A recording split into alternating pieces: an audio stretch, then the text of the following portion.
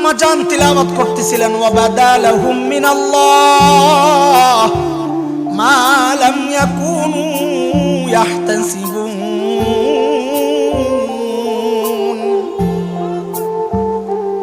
আম্মা জান তিলাওয়াত করতেছেন এই আয়াত, কাঁদতেছেন। অর্থ কি? অর্থ হচ্ছে ওয়া বাদালাহুম মিনাল্লাহি মা লাম ইয়াকুনু ইয়াহতাসিবুন। এরে মানুষ, হাসরের মাঠে তোমার জন্য এমন কিছু প্রকাশ পাওয়া যাবে যা তোমার প্রত্যাশা ছিল না। এই আয়াত পড়ে আম্মা জান কাঁদতেছেন। কান্দার কথা তো না, কারণ তিনি তো জান্নাতি সুসংবাদ পাওয়া গেছেন, তার তো কান্নার কথা ছিল না। অথচ আমরা নিশ্চিন্তে বসে আছি যে আমি নিজেকে যা মনে করতেছি হাসরের মাঠে মনে হয় আমি ওইভাবেই উঠব। আমি নিজেকে আলেম মনে করতেছি, কিন্তু আমার খবর নাই নিয়তের গড়বড়ির কারণে ভিতর কখন খোসা হয়ে গেছে, খোসা নাই কিচ্ছু। হাসরের মাঠে যায় দেখবো আলেম তো না, জালেম হিসাবে মালিকের সামনে উঠছি। ওয়াবাদালাহুম মিনাল্লাহ মা লাম ইয়াকুনু ইয়াহতাসিবুন। আমি হাজী সাহেব, নিয়তের গড়বড়ির কারণে উপরে লেভেল তো লাগছে হাজী সাহেব। ওয়াবাদালাহুম মিনাল্লাহি মা লাম ইয়াকুনু ইয়াহতাসিবুন। অথচ দেখা যাবে নিয়তের গড়বড়ির কারণে আল্লাহর সামনে এমন কিছু প্রকাশ পাইছে যে আমার উপরের লেভেলের সাথে ভিতরটা আর মিলতেছে না। হাদিসের কথাই বললাম, আলেমকে জিজ্ঞেস করা হবে, কারিকে জিজ্ঞেস করা হবে, দানবীরকে জিজ্ঞেস করা হবে, শহীদকে জিজ্ঞেস করা হবে কেন হয়েছে এগুলা, কেন করছো? বলে আপনাকে খুশি করার জন্য। বলে না, আমাকে খুশি করার জন্য করো নাই। মানুষ তোমাকে আলেম বলবে ওই জন্য করছো, মানুষ তোমাকে কারি বলবে ওই জন্য পড়ছো, মানুষ তোমাকে শহীদ বলবে এই জন্য করছো, মানুষ তোমাকে দানবীর বলবে ওই জন্য দান করছো। দুনিয়ায় প্রতিদান পায়া গেছো, এখন আর কিচ্ছু নাই। হযরতে ওমর ফারুক রাদিয়াল্লাহু তাআলা আনহুর সামনে এই আয়াত একজনে তিলাওয়াত করতেছিল সূরা আহকাফের। আযহাবতুম তাইয়িবাতিকুম ফি হায়াতিকুমুদ দুনিয়া ওয়াস্তামতা'তুম বিহা فاليوم تجزون عذاب الهون بما كنتم تقولون على الله غير الحق وبما كنتم تستكبرون।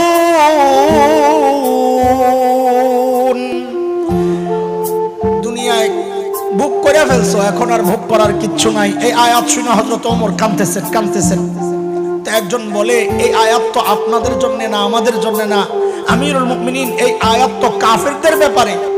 হযরত ওমর বলতেছেন আহারে কি বিশ্বাস, যদি আমাকেই বইলা দেওয়া হইল। চিন্তা করেন, হযরত ওমরকে নবী বলছেন ওমরু ফিল জান্নাহ, ওমর জান্নাতি। ওমরের বাড়িটাও নবী জান্নাতে দেখে আসছেন, আয়েশা বলছেন।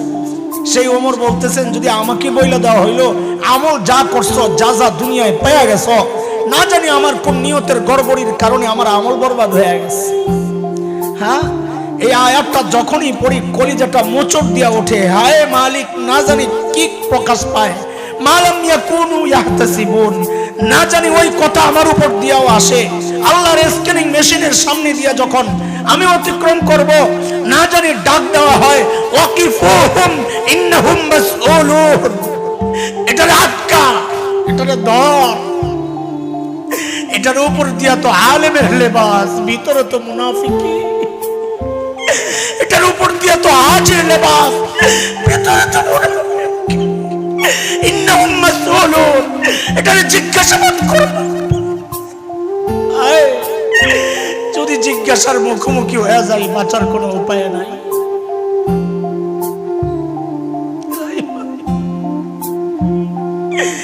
যখনই পড়িয়ে আয়াত ওয়াকিফুহুম ইন্নাহুম মাসউলুন, এটা ধর আটকা।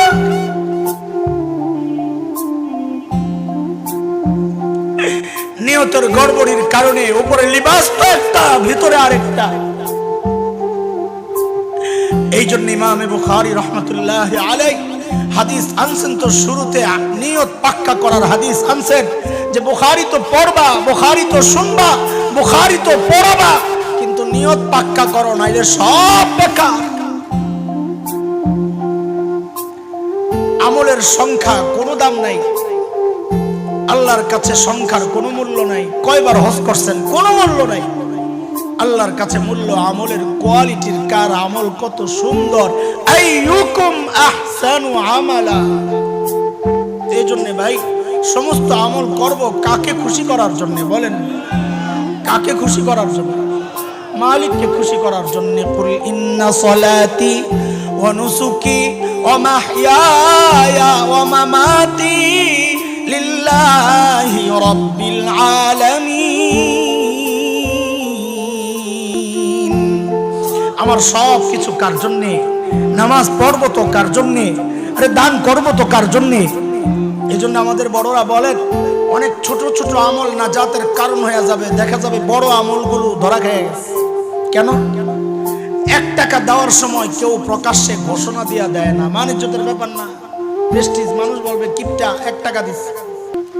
1000 টাকা দিলেও অনেক সময় দেখে আয়সা বলে হুজুর একটু বইলা দেন, অমুকে 1000 টাকা দিছে, না রে থাকবি। আর 2 টাকা দিলে আস্তে করে ওই যে রুমাল পাঠায়, ওই রুমালের মধ্যে দিয়া দেয়, কেউ যেন না দেখে। দেখো ওই 2 টাকার আমলটাই আল্লাহর কাছে কবুল, কারণ তার মধ্যে ইখলাস ছিল, কাউকে দেখানো বরং গোপন করা মাকসাদ ছিল। আর 1000-এর মধ্যে মানুষকে দেখানো মাকসাদ ছিল। তো মানুষকে দেখানোর মাকসাদ হইলে ওই আমল যত বড় হোক আল্লাহর কাছে আর কোনো দাম নাই, কোনো দাম নাই। মুহতারাম হাজরিন, নিয়তকে পাক্কা করব, আমল যাই করি। নবী বলেন আখলিস দীনাক ইয়াকফিকাল আমালুল কলিল। দিনকে খাঁটি করো, খালেস করো, নিয়ত পাক্কা করো, অল্প আমল তোমার জন্য যথেষ্ট হয়ে যাবে। বেশি আমল নিয়তে গড়বড়, ওই আমলের কোনো দাম নাই আল্লাহর কাছে। মুনাফিকরা আমাদের চেয়ে দামি আমল কম করে নাই, নবীর সাথে মসজিদে নববীতে নামাজ পড়ছে, কিন্তু নিয়তের গড়বড়ির কারণে আমল বরবাদ, ওই আমলের কোনো দাম নাই। কয়টা গুণ লাগে আমলকে দামি বানাইতে বলেন না? মনে থাকবে ইনশাআল্লাহ। অল্প কথা, ছোট্ট সময়, একেবারেই কম সময়। 1 নম্বর আমলের মধ্যে নিয়ত পাক্কা করা লাগবে ইনশাআল্লাহ, ইনশাআল্লাহ। 2 নম্বর তরিকা ঠিক হওয়া লাগবে। নিয়ত তো পাক্কা কিন্তু তরিকা ভুল। তরিকা একটাই, নবী আলাইহিস সালামের তরিকা, খুলাফায়ে রাশিদিন হযরতে সাহাবায়ে কেরামের তরিকা। নবীর তরিকা তো আল্লাহ বলেছেন, সাহাবীদের তরিকার কথা আল্লাহও বলেছেন, নবীও বলেছেন। নবী বলেছেন আলাইকুম বিসুন্নতি ওয়া সুন্নাতিল খুলাফাইর রাশিদিন আল মাহদিয়িন। ফলো করো আমার খলিফাদেরকে, রাশিদিন মাহদিয়িন, হেদায়েত প্রাপ্ত যারা সঠিক পথে আছে। আল্লাহ বলেছেন সূরা তাওবা والسابقون الأولون من المهاجرين والأنصار والذين اتبعوهم بإحسان رضي الله عنهم ورضوا عنه وأعد لهم جنات تجري تحتها الأنهار خالدين فيها أبدا ذلك الفوز العظيم।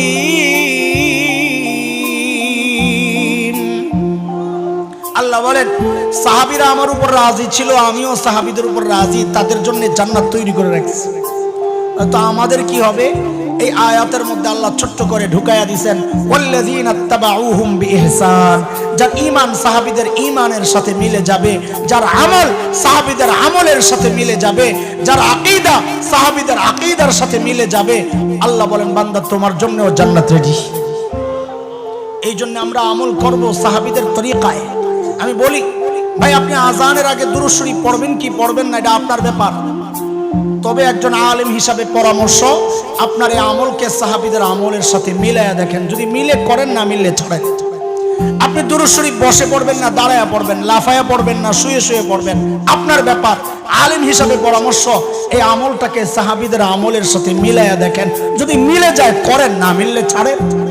আপনি ঈদে মিলাদুন নবী উদযাপন করবেন কি করবেন না আপনার ব্যাপার, তবে আলেম হিসাবে পরামর্শ আপনার এই আমলকে সাহাবীদের আমলের সাথে মিলাইয়া দেখেন। যদি মিলে করেন, না মিললে ছাড়েন। তরিকা যদি গলত হয় নিয়ত যদি সহিও হয় ওই আমলেরও কোনো দাম নাই। তরিকা সহি, নিয়ত গলত, ওই আমলেরও দাম নাই। যেমন মুনাফিকদের আমল, নবীর সাথে তরিকা তো সহি, নবী যেমনি নামাজ পড়ছেন অমনি নামাজ পড়ছে, কিন্তু নিয়ত খারাপ, এই জন্য ওই আমলের কোনো দাম নাই। নিয়ত তো পাক্কা, তরিকা গলত, ওই আমলেরও কোনো দাম নাই। যেমন বিদআতীদের আমলের কোনো দাম নাই, কারণ তাদের নিয়ত তো পাক্কা, নবীকে ভালোবাসে, আশিকে রাসূল, কিন্তু যা করে এগুলা কোনো সাহাবী কোনোদিন করেন নাই। বুঝা গেল নিয়ত তো পাক্কা, তরিকা গলত, বিদআতীদের আমলেরও কোনো দাম নাই। নিয়ত গড়বড়, তরিকা পাক্কা, মুনাফিকের আমলেরও কোনো দাম নাই। হযরত মুফতি শফি রহমতুল্লাহ আলাইহি দারুণ একটা উদাহরণ দিছেন। নিয়ত পাক্কা, তরিকা গলত, আমলের দাম নাই, উদাহরণ দিছেন তিনি। দেখেন, খেয়াল করেন। বলে একটা ব্ল্যাকবোর্ডের মধ্যে হযরত এক লেখছেন, এক লেখে ডান পাশে একটা জিরো বসায়া দিছেন। কত হইল ভাই? তার মানে কি এই জিরোটা একের মর্তবা 10 গুণ বাড়াইয়া দিছে না? ঠিক আছে কথা? 10-এর সাথে আরেকটা জিরো বসাইছেন, কত হইছে? মানে এই জিরোটা 10-এর 10 গুণ বাড়াইয়া দিছে না? 100-এর সাথে ডান পাশে আরেকটা জিরো বসাইছেন, কত হইছে? 1000। তার মানে জিরোটা 100-এর 10 গুণ বাড়াইয়া দিছে। মানে কি এক একটা জিরো বাড়ে, সংখ্যাটার গুণ 10 গুণ করে বাড়তে থাকে। ঠিক আছে কথা? এখন এক আল্লাহর বান্দা মনে মনে চিন্তা করে, হায় রে, যেই জিরোর এত পাওয়ার, যেই জিরোর এত পাওয়ার যে একের দাম 10 গুণ করে বাড়াইতে থাকে, ওই জিরোটারে পরে নিব কেন? এর একটা ইজ্জত আছে না? জিরোর তো একটা ইজ্জত আছে, এত পাওয়ার, একের দাম বাড়ায় দেয়। যেহেতু ইজ্জত আছে, তো উনি তো আমির সাহেবরে একের পরে না, আমির সাহেবরে আগে লই আই। বুঝে আসছে কথা? এখন কি করছে বান্দা? একরে জায়গাত রেখে ডান পাশের জিরো আইনা বাম পাশে বসাইছে। দেখেন, নিয়ত কিন্তু পাক্কা। যেই জিরোর এত পাওয়ার, যেই জিরো 1-কে 10 গুণ বাড়াইয়া দেয়, ওই জিরো পরে কেন যাবে? তার সম্মান। নবী বলেছেন, তোমাদের যারা বড় তাদেরকে ইজ্জত করো, হ্যাঁ, যারা ছোট তাদেরকে স্নেহ করো। হাদিসের উপর আমল করছে। জিরো বড়, কারণ জিরো 1-এর গুণ বাড়াইয়া দিছে কয় গুণ? উনি মহব্বত কইরা, নিয়ত কিন্তু পাক্কা। আছে আশিকে জিরো, এই আশিকে জিরো আমলটারে, জিরোটারে আইনা একের বাম পাশে, মানে আগে দিয়া লাগে। এখন একের দাম বাড়ছে কত? কত? যদি বাই চান্স 1 আর জিরোর মাঝখান দিয়ে একটা ফোঁটা পড়া যায়, তখন তো সর্বনাশ। তখন ওই জিরো 1-এর দাম কমায় দিবে 10 গুণ। 0.1 মানে কি 10 ভাগের 1 ভাগ, আরেকটা বসাইবেন আরো কম। ওই বেদাত আর আমলের মাঝখানে যদি খালি শিরিক ঢুকে যায়, তাইলে আমলের দাম খালি কমাইতে থাকে। ওই ফোঁটাটা হইল শিরিক। জিরো খালি বাড়াইতে থাকেন বাম পাশে একটা একটা কইরা। একের দাম বাড়বে, বলেন না বাড়বে? 1000টা বসাইলে বাড়বে? বাড়বে না। কেন বাড়বে না? হচ্ছে এই জন্যে তুমি জিরো বসাইছো, নিয়ত তো পাক্কা, জিরোরে ইজ্জত করছো, কিন্তু তরিকা সহি না। একের মর্যাদা বাড়াইতে হইলে তরিকা হচ্ছে একের ডান পাশে জিরো বসাইতে হবে। নিয়ত পাক্কা, তরিকা গলত, আমলের কোনো দাম নাই। বুঝে আসছে না কথা? এইবার তুমি এশকে রাসূল দিয়া যা যা করো, খালি দেখো তরিকা ঠিক আছে কিনা। যদি তরিকা ঠিক না থাকে, তাইলে বোঝা গেল এই ঈদে মিলাদুন নবী হোক আর মিলাদ হোক আর জিলাপি হোক, সবগুলা হইল একের বাম পাশে জিরো বসতেছে, কোনো দাম নাই। আল্লাহ বলেন, লিয়াবলুয়াকুম আইয়ুকুম আহসানু আমালা ওয়া হুয়াল আজিজুল গফুর। আরে ভাই, মালিকের সামনে তো দাঁড়াইতে হবে, আমলকে ভারী করো। নবী বলেন, আমল ভারী করবা কেমনে? আমার কাছে সহজ ব্যবস্থা আছে। শেষ হাদিস শোনায় দিয়েছেন হযরতে আবু হুরায়রা রাদিয়াল্লাহু তাআলা আনহুর বর্ণনা। কি কথা! কালিমাতান হাবিবাতান ইলার রহমান খফিফাতান আলাল লিসান সাকিলাতান ফিল মিজান সুবহানাল্লাহি ওয়া বিহামদিহি। পড়েন না, সুবহানাল্লাহি ওয়া বিহামদিহি সুবহানাল্লাহিল আযীম। নবী বলেন, আমার উম্মত দাড়ি পাল্লা ভারী করতে চাও তো ছোট ছোট কিছু আমল শিখায়া দেই। দাড়ি পাল্লা ভারী করো, এই দুইটা কালিমা পড়ো, তোমার আমল নামা ভারী হয়ে যাবে। বলে কেন এই ছোট্ট আমলে এত ভার কেন? এই জন্যই আল্লাহর নবী বলেন, কালিমাতানি ইলার রহমান, দুইটা কালিমা রহমানের কাছে বড় প্রিয়। হাবিবাতানি ইলার রহমান, দুইটা কালিমা রহমানের কাছে এত প্রিয়। মুহাদ্দিসরা বলেন এখানে আল্লাহর রাসূল হাবিবাতানি ইলাল্লাহ বলেন নাই, বলেছেন ইলার রহমান, রহমানের কাছে এত প্রিয়। কেন? আল্লাহর আসল নাম বাদ দিয়া তার গুণবাচক নাম আনলেন কেন নবী? নবী বলেন, আরে আল্লাহ তোমারে যে বদলাটা দিতেছে, অল্প পড়তেছ কিন্তু আমল নামা ভারী, আমল করছো কম, বিনিময় দিতেছেন বেশি, এটা রহমানের কাজ। রহমান বান্দা যা করে বিনিময় অনেক বাড়াইয়া দেন। হাবিবাতানে ইলার রহমান খফিফাতানে আলাল লিসান, জবানে হালকা। জবানে, এই কথাটা বলার জন্য আপনাদের এই পর্যন্ত আনছি। জবানে হালকা যে পড়েন তো আমার সাথে, সুবহানাল্লাহি ওয়া বিহামদিহি সুবহানাল্লাহিল আযীম। কষ্ট হইছে বলতে? কষ্ট হয় নাই, তাহলে বোঝা গেল এটা হালকা না।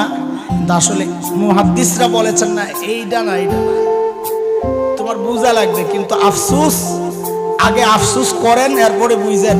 এখন যা বলবো আমার মক্তবের বাচ্চাদেরকে বোঝানো সহজ, আপনাদেরকে বোঝানো কঠিন। এখন যা বলবো আমার মক্তবের বাচ্চারা বুঝবে, আপনারা বুঝবেন না। তার মানে বুঝেন দ্বীনি বিষয়ে আপনি কত দূরত্বে আছেন, আলেমদের সাথে টক্কর দেন। আরে আপনি তো আমার মক্তবের বাচ্চার যোগ্যতাও রাখেন না। কেমনে এত বড় কথা? শুনেন, মুহাদ্দিসরা বলেছেন জবানে হালকা, কারণ কি? এই দুইটা বাক্য জবানে হালকা, উচ্চারণে হালকা, কারণ কি?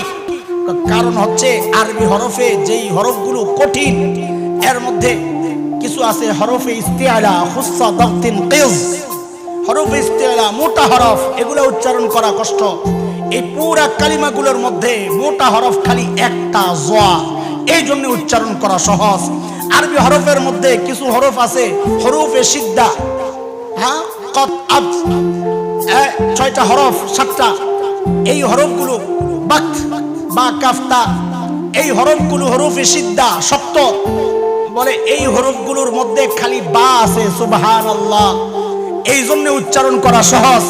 আরবি হরফের মধ্যে দুইটা হরফ, হরফে সাকিলা, সিন আর শিন। এই পুরা ইয়ার মধ্যে খালি একটাই আছে, সিন। আরবি বাক্যের মধ্যে জুমলায়ে ফেলিয়া আছে, জুমলায়ে ইসমিয়া আছে। জুমলায়ে ইসমিয়া সহজ, দুইটা বাক্যের মধ্যে একটাও জুমলায়ে ফেলিয়া নাই। আরবি শব্দের মধ্যে মুনসারিফ, গায়রে মুনসারিফ, গায়রে মুনসারিফ কঠিন, মুনসারিফ সহজ। এই পুরা বাক্যগুলোর মধ্যে একটাও গায়রে মুনসারিফ শব্দ নাই। এগুলো যদি বলি, এতক্ষণ যা বলছি মনে মনে চিন্তা করতেছেন কি কইলো, কিচ্ছুই তো বুঝলাম না।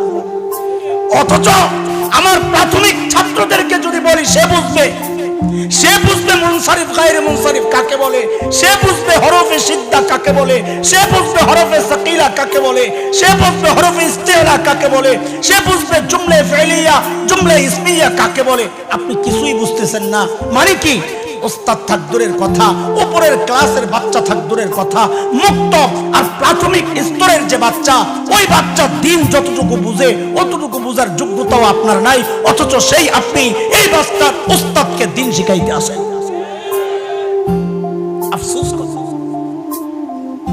খালাস, আমি আর কথা বাড়াবো না, অনেকে কষ্ট পাবেন। আমাদের ভিতরে অনেক কষ্ট মাঝে মধ্যে বের হয়ে যায়, করবো কি? এগুলা যখন চিন্তা করি, বলতে চাই না আপনারা কষ্ট পাইবেন, করবো কি? না বললেও তো বুঝবেন না। পড়েন সাথে, সুবহানাল্লাহি ওয়া বিহামদিহি সুবহানাল্লাহিল আযীম। শেষ কথা আমার, এই দুইটা শব্দ পড়বো এই চিন্তা করে করে। সুবহানাল্লাহি ওয়া বিহামদিহি, এই শব্দটা হচ্ছে অর্থ কি?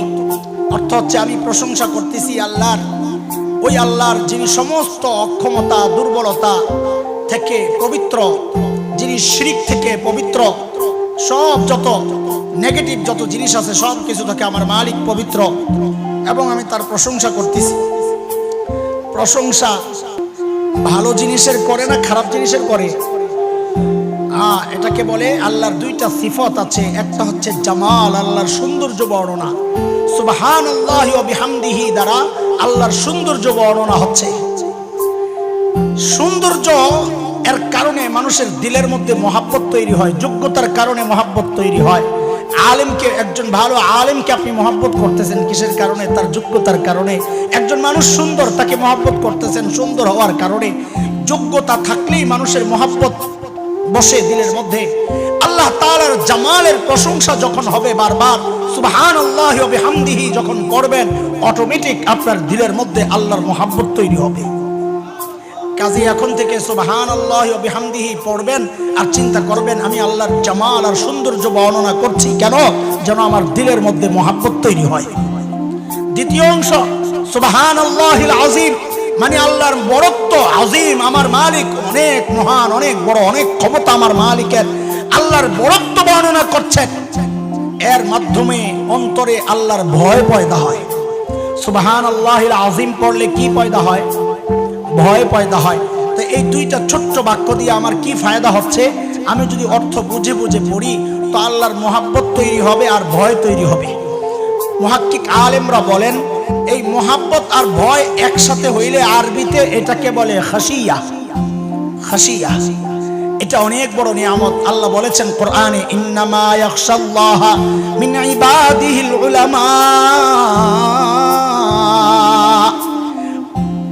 মানুষের মধ্যে আল্লাহর প্রতি মহাব্বত মিশ্রিত ভয়, খাশিয়ত বলা হয়, মহাব্বত মিশ্রিত ভয়। আল্লাহ বলেন মানুষের মধ্যে এই নিয়ামত আলেমদের আছে। কার? তা আপনিও আজকে থেকে সুবহানাল্লাহি ওয়া বিহামদিহি সুবহানাল্লাহিল আযীম ওইভাবে চিন্তা করে করে পড়েন, তাইলে আল্লাহ তাআলা আলেমদের ওই নিয়ামত আপনারও কিছু দিয়ে দিবেন ইনশাআল্লাহ। আজকের এটাই শেষ কথা। আমরা এই তাসবিহগুলো পড়বো কেন? যেন মহাব্বত আর ভয় পয়দা হয়, দিলের মধ্যে মহাব্বত আর ভয় পয়দা হয়। শুধু ভয় করলেও হবে না, শুধু মহাব্বত করলেও হবে না, মহাব্বত আর ভয়ের মিক্সড লাগবে। ওই মিক্সডের নাম আরবিতে খাশিয়ত। খাশিয়ত এক বড় নিয়ামত। কি নিয়ামত এটা? বুজুর্গরা বলেন যার দিলের মধ্যে খাশিয়ত তৈরি হয়, মহাব্বত আর ভয় একসাথে হইয়া যে নিয়ামতটা তৈরি হয়, ওই নিয়ামতের রেজাল্ট কি?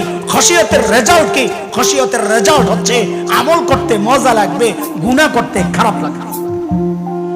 কত বড় নিয়ামত এটা! সুবহানাল্লাহি বিহামদিহি সুবহানাল্লাহিল আযীম।